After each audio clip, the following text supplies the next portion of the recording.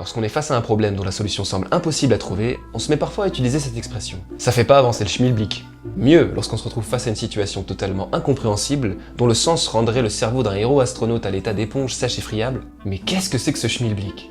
Eh bien pour savoir ce que c'est, il faut raconter une histoire méconnue se déroulant pendant la période de la Première Guerre mondiale, lorsque les Allemands et les Français combattaient dans les tranchées. Il faut scinder le mot schmilblick pour déterminer son origine et comprendre le lien avec cette guerre. Karl Schmil est un Allemand ordinaire, mais avec une particularité plutôt hors du commun. En effet, le pauvre est victime d'importants problèmes de vue, mais il a aussi la chance d'être légèrement retardé. Dommage parce qu'il est plutôt beau gosse. L'armée ne fait pas toujours de distinction entre les champions et les plus instables, mauvais, nuls. Schmil se retrouve donc sur les champs de bataille et se fait rapidement une réputation de gaffeur au sein de son régiment.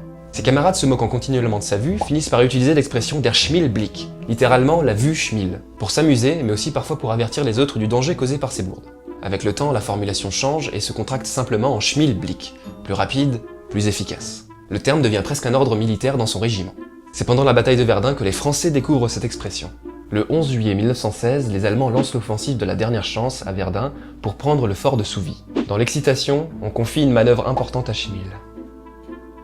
On lui donne rapidement l'ordre d'aller se poster à un endroit stratégique pour repérer des forces françaises en position. Bien sûr, avec la fumée, sa vue et ses compétences exceptionnelles, il se trompe d'endroit. Certains de ses camarades l'ayant vu partir dans une mauvaise direction se sont mis à crier Schmilblick, mais trop tardivement. Pris de panique, Schmil se met à tirer sur des silhouettes pensant apercevoir des Français, alors que ce sont des Allemands d'un autre régiment en train d'avancer vers le fort. Schmil. Ces derniers, se croyant être pris en embuscade par des Français, se mettent à riposter en direction de Schmil. Les balles fusent, des grenades sont lancées à tort et à travers. Les Français comprennent qu'il y a un problème incompréhensible chez les Allemands et entendent hurler Schmilblick de partout.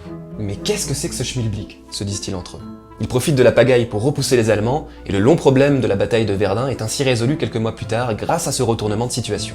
Schmil et ses camarades sont malheureusement décimés dans l'action. Et depuis ce jour-là, les Français utilisent ce terme pour désigner les situations incompréhensibles et les problèmes difficiles à résoudre. Et ne connaissant pas bien l'origine du mot Schmil, ils n'écrivirent pas le deuxième L du nom de Karl.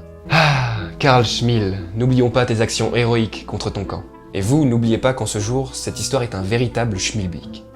Vraiment. Non mais vraiment.